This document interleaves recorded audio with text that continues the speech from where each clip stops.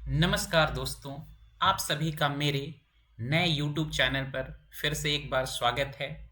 मैं राजीव कुमार आपको fundamental of accounts के साथ साथ टैली प्राइम के बारे में इस वीडियो में के माध्यम से बताने वाला हूं। आज का टॉपिक है अकाउंटिंग टर्म्स। पिछले क्लासेस में हमने सीखा था बुक कीपिंग क्या होता है, अकाउंटिंग क्या होता है, उसके क्या क्या एडवांटेजेज होते हैं, मेथड ऑफ अकाउंटिंग कितने प्रकार का होता है, अकाउंटिंग प्रोसेस क्या होता है और advantage of double entry system के बारे में हम लोगों ने पढ़ा था। उसके साथ साथ अकाउंटिंग कंसेप्ट क्या होता है। तो आज के वीडियो में हम लोग अकाउंटिंग टर्म्स के बारे में जानेंगे। अकाउंटिंग टर्म्स, अकाउंटिंग टर्म्स मतलब अकाउंट्स में यूज होने वाले शब्द। सबसे पहला है अकाउंटिंग टर्म्स एसेट्स। इसके बारे में देखेंगे यहाँ पे बताया कि assets it means property of all sorts of the business. Assets का मतलब होता है बिजनेस में जितने भी प्रकार के प्रॉपर्टी होते हैं, जितने भी प्रकार की संपत्ति होती है, उसको हम लोग बिजनेस का एसेट्स कहते हैं। In other words, what ever business possesses and whatever it has to realize from his debtors. Example cash, building, furniture, debtors etc. दूसरे शब्दों में हम लोग कह सकते हैं कि जो कुछ भी बिजनेस के पास है या उसको जो कुछ भी अपने डेटर से यानी देनदारों से रियलाइज करना है, प्राप्त करना है, वो सब उस बिजनेस का एसेट्स कहलाता है। जैसे कैश नगद रुपया हो गया, बिल्डिंग हो गया, फर्नीचर हो गया या फिर कोई डेटर्स हो गया, देनदार हो गया। दूसरा टर्म्स है लायबिलिटी। लायबिलिटी नाम से ही पता चल जाता है, लायबिलिटी मतलब कर्ज या फिर देयताएं। इसके बारे में बताया गया है it means the amount which the firm owes to outsider that is excepting the proprietor. यहाँ बताया गया इसका मतलब वह अमाउंट या वह पैसा जो किसी फर्म के को जो कोई फर्म किसी दूसरे से रिसीव करता है। मतलब बिजनेस के द्वारा आउटसाइडर से लिया गया कोई भी पैसा या कोई भी राशि जो है, किसको छोड़कर, प्रोप्राइटर को छोड़कर, वो सब उस बिजनेस का लायबिलिटी कहलाता है। In the words of Finney and Miller, liabilities are डेप्ट। फिन्नी और मिलर के शब्दों में लायबिलिटीज को डेप्ट बताया गया है। मतलब लायबिलिटी जो होते हैं वो डेप्ट होते हैं यानी कर्ज होते हैं। They are amounts owed to creditors, thus the claim of those who at not owners are called liabilities।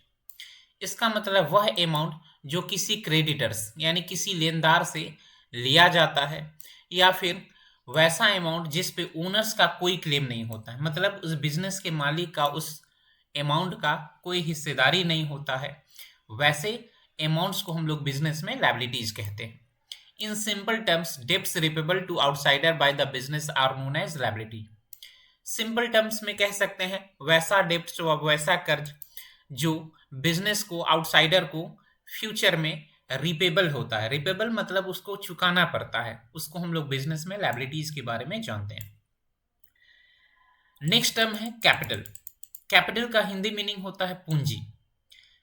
Business में जो भी पूंजी बिजनेसमैन के द्वारा लगाया जाता है उसको हम लोग उस बिजनेस का कैपिटल कहते हैं। बताया गया है it means the amount in terms of monies और एसेट्स हैविंग मनी वैल्यू। इसका मतलब वह राशि, चाहे वो रुपए पैसे के रूप में हो या कोई भी संपत्ति के रूप में हो, जिसका कोई मनी वैल्यू हो, जिसका कुछ न कुछ वैल्यू हो। विच the proprietor has invested in the firm, जिसको प्रोप्राइटर के द्वारा यानी बिजनेस के मालिक के द्वारा बिजनेस में इन्वेस्ट किया गया, लगाया गया है। और can claim from the firm, या फिर कह सकते हैं कि उस बिजनेस में उसका उतना हिस्सेदारी है, वो उस बिजनेस का कैपिटल कहलाता है। It is also known as owners equity और नेटवर्थ। इसको हम लोग उस बिजनेस का ओनर्स इक्विटी भी कहते हैं या फिर उस बिजनेस का नेट वर्थ के नाम से भी जानते हैं। Owners equity means owners claim against the assets. Owners equity का मतलब हो गया कि बिजनेस में जितने भी संपत्ति है उसमें बिजनेसमैन का जो क्लेम है यानी बिजनेसमैन का जो हिस्सेदारी है वही उस बिजनेस का कैपिटल कहलाता है। It always be equal to the assets less liabilities. और ये हमेशा संपत्ति में से लायबिलिटीज को यदि हम लेस कर देते हैं, घटा देते हैं, तो जो अमाउंट बचता है वही उस बिजनेस का कैपिटल कहलाता है। जैसे एक एग्जांपल यहाँ दिया गया, capital is equal to assets minus liability. Business के सभी संपत्तियों में से बिजनेस के लायबिलिटीज को यानी आउटसाइडर्स क्लेम को यदि घटा दिया जाए तो जो अमाउंट बचता है वही अमाउंट उस बिजनेस का कैपिटल कहलाता है। रेवेन्यू, रेवेन्यू मीन्स होता है इनकम। बताया गया it means the amount which as a result of operation is added to the capital. इसका मतलब है वह अमाउंट जो बिजनेस के ऑपरेशन का रिजल्ट होता है। मतलब जब कोई बिजनेस चलता है तो उसका जो रिजल्ट होता है, जैसे बिजनेस हम लोग कोई भी करते हैं तो हमें हम लोग प्रॉफिट कमाते हैं, वही प्रॉफिट क्या कहलाता है, बिजनेस का रेवेन्यू कहलाता है। और उस प्रॉफिट को हम लोग बिजनेस के कैपिटल में ऐड करते हैं। जैसे कि सिंपल सा एग्जांपल ले लीजिए, आप कोई बिजनेस करते हैं और बिजनेस में आपने 5 लाख की पूंजी लगाई, तो वो 5 लाख उस बिजनेस का कैपिटल हो गया। अब आपने उस बिजनेस को किया तो उस साल आपको 2 लाख रुपए का और प्रॉफिट हुआ। तो आपने पहले से बिजनेस में पूंजी 5 लाख लगाया था, 2 लाख रुपए और प्रॉफिट हो गया, तो अब बिजनेस का पूंजी बढ़ के कितना हो गया, 7 लाख। यानी कहने का मतलब है कि बिजनेस में जो भी प्रॉफिट होता है उसको हम लोग बिजनेस के कैपिटल में क्या कर देते हैं, ऐड कर देते हैं। It is defined as the inflow of assets which result in increase in the owners equity. इससे क्या होता है कि बिजनेस में संपत्ति जो होता है वो इनफ्लो होता है, यानी बिजनेस के अंदर आता है, और इससे बिजनेस में ओनर्स का इक्विटी यानी बिजनेसमैन का जो इक्विटी हिस्सेदारी होता है वो उससे बढ़ता है। इट इंक्लूड्स ऑल इनकम, इसमें सभी तरह के इनकम आते हैं, चाहे वो सेल रिसिप्ट हो, इंटरेस्ट हो, कमीशन हो, ब्रोकरेज हो। However, receipts of capital nature like additional capital sales of assets etc are not part of the revenue। लेकिन यहाँ बताया गया है कि जो कोई रिसिप्ट कैपिटल नेचर का होता है, जैसे कहने का मतलब है कि बिजनेसमैन बिजनेस में और एक्स्ट्रा पूंजी लगाते हैं या कोई संपत्ति बेच के जो पैसा आता है वो उस बिजनेस का रेवेन्यू का पार्ट नहीं कहलाता है। एक्सपेंस, एक्सपेंस ये नाम से ही पता चलता है खर्च। बिजनेस में जो भी खर्च होता है उसको हम लोग एक्सपेंस कहते हैं। बताया गया the term expense refer to the amount incurred in the process of earning revenue. यहाँ बताया गया है कि रेवेन्यू अर्न करने के प्रोसेस में, कहने का मतलब है कि बिजनेस में प्रॉफिट कमाने के लिए या इनकम करने के लिए जो हम लोग खर्च होता है उसी को बिजनेस का एक्सपेंस कहा जाता है। आगे बताया गया if the benefits of an expenditure is limited to 1 year. मतलब कोई खर्च हम लोग करते हैं और उसका बेनिफिट एक ही साल तक सीमित रहता है, इसको हम लोग बिजनेस में एक्सपेंस कहते हैं। जैसे सैलरी, रेंट। जैसे इसको एक एग्जांपल से ले लीजिए कि हम कोई स्टाफ को काम करने के लिए अपने बिजनेस में रखे हैं, तो जैसे ही महीना लगता है हम उसको क्या कर देते हैं, सैलरी पेड करते हैं। तो यहाँ क्या होगा कि हमने जो वो सैलरी पेड किया उसका बेनिफिट जो है वो हमको ऑलरेडी मिल चुका है। या फिर रेंट, किराया, हम जो किराया दे रहे हैं तो उस किराया के लिए कि जैसे हमने कोई बिजनेस रेंट पे लिया है या रेंट के मकान में चला रहे हैं तो महीना लगता है, हम उसको रेंट पेड करते हैं। तो वो जो हम रेंट पेड कर रहे हैं उसका बेनिफिट हमको क्या मिला कि हमने महीने भर उस बिल्डिंग या उस भवन या उस ऑफिस का यूज किया। मतलब कि हम जो पैसा पेड कर रहे हैं उसका बेनिफिट हमको मिल गया है। उसी को हम लोग बिजनेस में क्या कहते हैं, खर्च कहते हैं। और ये लिमिटेड 1 ईयर तक ही होता है। लेकिन बिजनेस में बहुत सारे ऐसे खर्चे होते हैं जिसका बेनिफिट जो है वो हमको मोर देन 1 अकाउंटिंग पीरियड मिलता है, यानी साल भर से ज़्यादा मिलता है। तो वैसे एक्सपेंस को हम लोग बिजनेस में या तो कैपिटल एक्सपेंस कहते हैं या फिर डेफर्ड रेवेन्यू एक्सपेंस कहते हैं। फॉर एग्जांपल ले लीजिए कि जैसे हमने सैलरी, रेंट पेड किया तो ये तो मंथली वाइज होता है, हमने महीना भर यूज किया और उसके बदले में उसको सैलरी या फिर रेंट दिया। अब यहीं पे हम मान लेते हैं अब हम बिजनेस का कोई संपत्ति खरीद ली, जैसे कंप्यूटर खरीद लिए, फर्नीचर खरीद लिए, तो यहाँ खरीदने में भी मेरा पैसा खर्च हुआ। लेकिन यहाँ पे क्या हुआ कि सैलरी और रेंट क्या हुआ, एक महीना यूज किए लगा, फिर अगले महीने यूज करेंगे, फिर हमको उसके लिए पैसा पेड करना पड़ता है। लेकिन उसी पैसे से यदि हम कोई संपत्ति खरीद लिए, जैसे फर्नीचर या कंप्यूटर खरीद लिए, तो यहाँ पे एक बार खरीद लिए और हम उसका क्या है, प्रेजेंट में भी यूज करेंगे और फ्यूचर में भी यूज करेंगे। मतलब फ्यूचर में उसको यूज करने के लिए और फ्यूचर में उसका बेनिफिट लेने के लिए हमको फिर से खर्च करने की जरूरत नहीं पड़ती है। तो बिजनेस में एक्सपेंस जो हो गया वो 2 कैटेगरी का हो गया। एक हो गया जिसका लाभ हमको साल भर के अंदर में ही मिल जाता है, उसको हम लोग बिजनेस में एक्सपेंस कहते हैं या फिर रेवेन्यू एक्सपेंस कहते हैं। और वैसा एक्सपेंस जिसका लाभ हमको 1 साल से ज़्यादा का होता है, यानी 1 साल से ज़्यादा दिनों तक मिलता है, उसको हम लोग कैपिटल एक्सपेंस या फिर उसको हम लोग एसेट्स की श्रेणी में रखते हैं। नेक्स्ट टॉपिक है प्रोप्राइटर। यहाँ बताया गया the person who makes the investment and bear all the risk connected with the business is known as proprietor.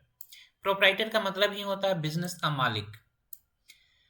तो बिजनेस का मालिक कौन होगा? तो यहाँ बताया गया वह व्यक्ति जो बिजनेस में निवेश करता है और उसके सारे रिस्क को, मतलब बिजनेस में जो भी रिस्क हो या प्रॉफिट हो या लॉस हो, वो जो व्यक्ति उसको बियर करता है, वहन करता है, वही उस बिजनेस का प्रोप्राइटर कहलाता है। नेक्स्ट टर्म है ड्राइंग। ड्राइंग के बारे में देखिए बताया गया it is the amount of money और value of goods belonging to the business which the proprietor takes for his domestic और पर्सनल यूज। यहाँ बताया गया वह अमाउंट या वह सामान जो बिजनेस से बिलोंग करता है, मतलब बिजनेस से रिलेटेड है, और यदि कोई प्रोप्राइटर उसको अपने घरेलू या निजी यूज में लाता है तो उसको हम लोग बिजनेस का ड्राइंग कहते हैं। और it is usually subtracted from capital, और इसको बिजनेस के कैपिटल में से हम लोग क्या कर लेते हैं? सब्ट्रैक्ट कर लेते हैं। इसको एक सिंपल वे में समझिए, जैसा यहाँ पे आपको कैपिटल के बारे में बताया गया है कि बिजनेसमैन के द्वारा जो भी पूंजी या पैसा या जो भी वस्तु बिजनेस में निवेश किया जाता है उसको हम लोग बिजनेस में कैपिटल कहते हैं। वही यदि बिजनेसमैन अपने निजी उपयोग या घरेलू उपयोग के लिए बिजनेस का कोई भी सामान या पैसा अपने निजी या घरेलू उपयोग में लाता है तो उसको हम लोग बिजनेस में ड्राइंग कहते हैं। इसको एक एग्जांपल से समझिए कि जैसे हम कोई बिजनेस स्टार्ट किए और उसमें हम 5 लाख रुपए लगाए, बिजनेस को 1 लाख रुपया प्रॉफिट हुआ, तो 5 लाख प्लस 1 लाख, अब बिजनेस का पूंजी कितना हो गया?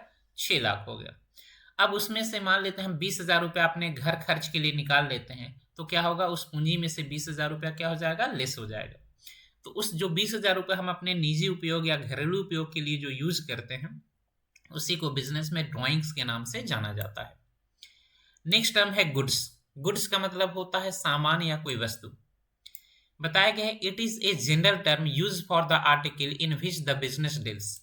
ये एक जनरल टर्म है जो किसी वस्तु के लिए यूज किया जाता है जो वस्तु बिजनेस डील करता है।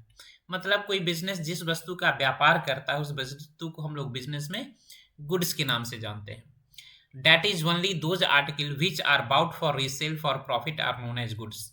मतलब वैसी वस्तु जिसको बिजनेस के द्वारा प्रॉफिट के लिए रीसेल किया जाता है, नहीं बेच दिया जाता है, उसको हम लोग बिजनेस में गुड्स कहते हैं। डेटर, यहां बताया गया है a person who owes money to the business mostly on account of credit sale of goods is called a debtor. Debtor का हिंदी मीनिंग होता है देनदार। बताया गया है वह व्यक्ति जो बिजनेस से कोई पैसा लेता है, या सिंपली कह सकते हैं कि जब कोई बिजनेस किसी को क्रेडिट पर कोई सामान सेल करता है, क्रेडिट सेल कहने का मतलब कोई सामान उधार में बेचता है, तो वह व्यक्ति उस बिजनेस का डेटर्स कहलाता है। For example, when goods are sold to a person on credit, that person pays the price in future, he is called debtor because he owes the amount to the business।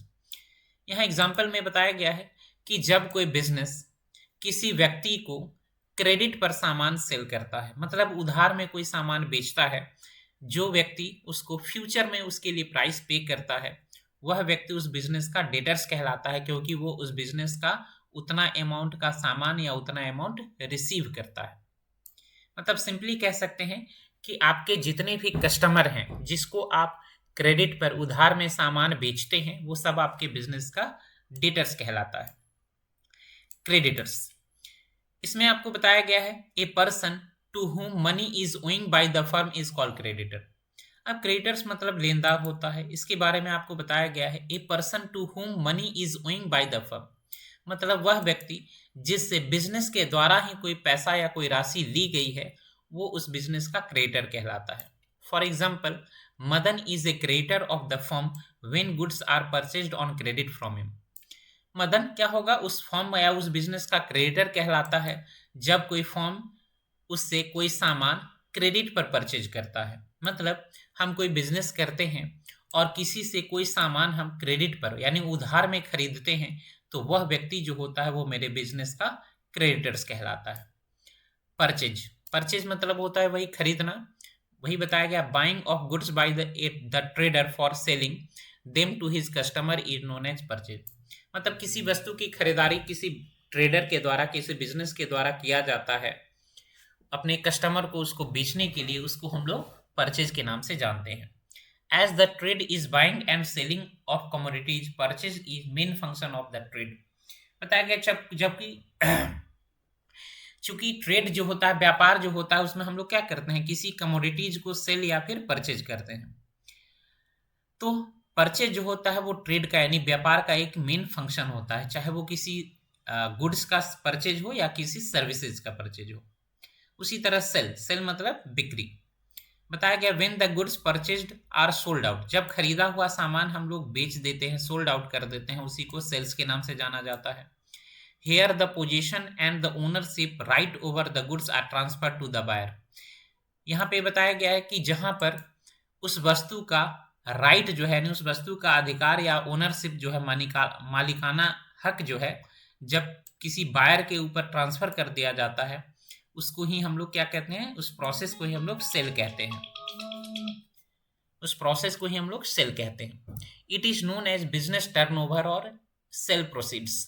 इसको हम लोग business turnover भी कहते हैं। मतलब जब आप कोई बिजनेस करते हैं, सामान सेल या परचेज करते हैं, तो पूरे साल भर का सेल, जैसे हर महीने मान लेते हैं आपका कभी 1 लाख, कभी 2 लाख, कभी 5 लाख, इस तरह का सेल है, और पूरे साल भर में आप 50 लाख का सामान सेल करते हैं, तो वही 50 लाख का सेल जो है वो आपके बिजनेस का टर्नओवर कहलाता है या फिर सेल प्रोसीड्स कहलाता है।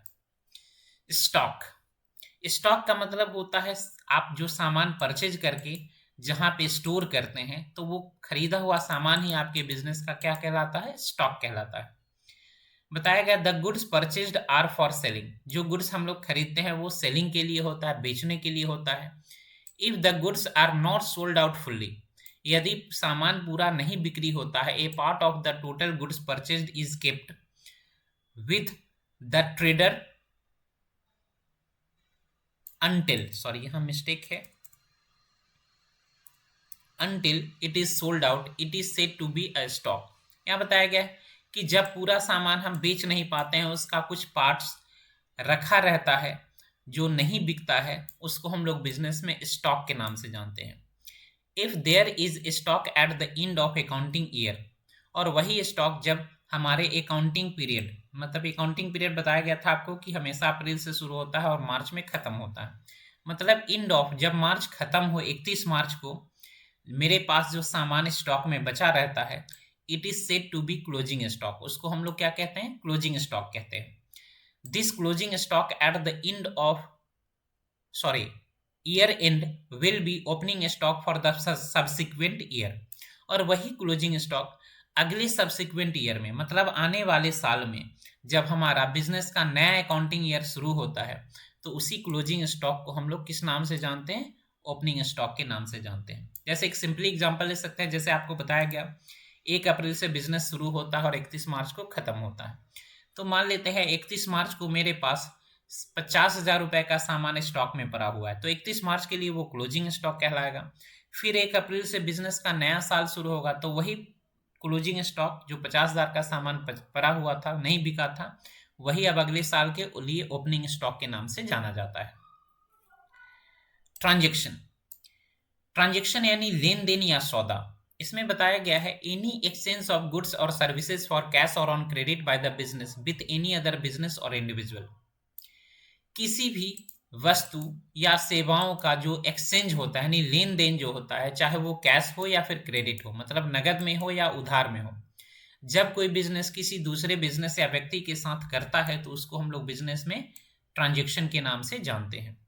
सिंपली कह सकते हैं कि जब हम कोई बिजनेस करते हैं, तो वहां पे किसी वस्तु या फिर किसी सेवाओं का लेन देन करते हैं, कभी कैश में करते हैं, नगद करते हैं, तो कभी क्रेडिट पर उधार में करते हैं, तो उसी को बिजनेस में ट्रांजैक्शन के नाम से जाना जाता है। Entry, the record of transaction in the books of accounts is known as entry. जब उसी लेन देन को हम अपने बुक्स ऑफ अकाउंट्स में, यानी अकाउंट्स के रजिस्टर में लिखते हैं, तो उस लिखने की प्रक्रिया को ही हम लोग एंट्री के नाम से जानते हैं। चलिए, तो हम लोग यहाँ पे स्टॉक्स एंट्री के बारे में जान गए। अब हम लोग आते हैं नेक्स्ट, जर्नल। जर्नल के बारे में देखिए बताया गया, journal is a simple books of accounts in which all business transaction are originally recorded in chronological order and from which they are posted to the ledger accounts at any convenient time। यहाँ बताया गया journal एक simple books of accounts होता है जहाँ सभी business transactions को मूल रूप में और क्रोनोलॉजिकल ऑर्डर मतलब एक क्रमबद्ध तरीके से हम लोग उसमें लिखते हैं, जहाँ से उस एंट्री को फिर अपनी सुविधा अनुसार लेजर में पोस्ट करते हैं, यानी जो जिस अकाउंट के लेजर से रिलेटेड होता है उस अकाउंट्स में उसको हम लोग पोस्ट कर देते हैं, यानी लिख देते हैं। तो सिंपली कह सकते हैं कि जर्नल एक ऐसा रजिस्टर है जिसमें बिजनेस में जो भी लेन देन होता है उस लेन देन को सबसे पहले लिखा जाता है। दूसरा है टर्म लेजर। बताया गया ledger is a main books of account in which various accounts of personal real and nominal nature are opened and maintain. Ledger जो होता है वो किसी भी खाते का या किसी भी अकाउंट्स का एक मेन बुक होता है जहां पे हम लोग पर्सनल रियल एंड नॉमिनल तीनों तरह के अकाउंट्स को ओपन करते हैं और मेंटेन करते हैं। ये पर्सनल रियल एंड नॉमिनल क्या होता है वो आगने वाले क्लासेस में आने वाले वीडियोस में हम लोग जानेंगे कि पर्सनल अकाउंट्स क्या होता है, रियल अकाउंट्स या फिर नॉमिनल अकाउंट क्या होता है। अभी हम सिंपली कह सकते हैं कि लेजर एक ऐसा रजिस्टर या एक ऐसा बुक होता है जिसमें सभी तरह के अकाउंट्स को हम लोग ओपन करते हैं और उसमें उससे रिलेटेड जो भी ट्रांजेक्शन्स होता है, लेन देन होता है, उसको उसमें मेंटेन किया जाता है। अब यहाँ पे देखिए अकाउंट्स क्या होता है। जैसे अभी आपको बताया गया लेजर क्या होता है, अकाउंट्स का एक मेन बुक होता है जिसमें सभी तरह के अकाउंट को हम लोग ओपन करके लिखते हैं। तो अकाउंट होता क्या है, तो बताया गया simply stated that an account is a record in ledger which is related to a particular person और आइटम। सिंपली कह सकते हैं कि अकाउंट जो होता है वो लेजर का एक रिकॉर्ड होता है जो किसी पार्टिकुलर व्यक्ति या किसी पार्टिकुलर वस्तु से रिलेटेड होता है। The abbreviation for the word account is a by c, और अकाउंट शब्द को हम लोग ए बाई सी के रूप में लिखते हैं। सिंपली यहाँ पे समझ लीजिए पार्टिकुलर पर्सन और पार्टिकुलर आइटम करने का मतलब हो गया कि हम कोई बिजनेस करते हैं और बिजनेस में मान लेते हैं किसी व्यक्ति से लेन देन करते हैं। जैसे मान लेते हैं हम मोहन के नाम का कोई व्यक्ति है, उसको कोई सामान परचेज किए या उससे कोई सामान परचेज किए या उसको कोई सामान हम सेल किए, तो मोहन का जो अकाउंट होगा वही क्या कहलाएगा, अकाउंट कहलाएगा। यानी मोहन का जो नाम होगा वो अकाउंट के नाम से जाना जाएगा और उसको हम इस तरह से लिख सकते हैं द अकाउंट ऑफ मोहन या मोहन्स अकाउंट। उसी तरह किसी वस्तु के नाम का भी होगा वो भी अकाउंट ही कहलाएगा। जैसे मान लेते हैं हमने एक कंप्यूटर खरीदा, तो हम यहाँ पे क्या करेंगे, अकाउंट ऑफ कंप्यूटर या कंप्यूटर अकाउंट। तो यहाँ पे देखिए क्या हो गया, व्यक्ति का नाम भी आ गया, यानी नाम का भी होगा Ram account, Mohan account, Sohan account, bank account, किसी बैंक का नाम जैसे state bank of India account, या किसी वस्तु का अकाउंट जैसे furniture account, computer account, building account, cash account. तो इस तरह से हम लोग अकाउंट्स में यानी अकाउंटिंग में जो किसी व्यक्ति या किसी वस्तु का जो नाम यूज करते हैं उसी नाम को हम लोग अकाउंट के नाम से जानते हैं। चलिए, तो आज के वीडियोस में हम लोग क्लास को यहीं पे ओवर करते हैं। आप सभी लोगों का मेरे वीडियोस को देखने के लिए धन्यवाद। आप इस वीडियोस को लाइक और सब्सक्राइब करें ताकि हमें और भी अच्छे ढंग से आपको वीडियोस बना करके इसके अकाउंट्स के बारे में अच्छी अच्छी जानकारी आपको प्रोवाइड कर सके। तो आज के लिए इस वीडियोस में इतना ही। Thank you. जय हिंद, जय भारत।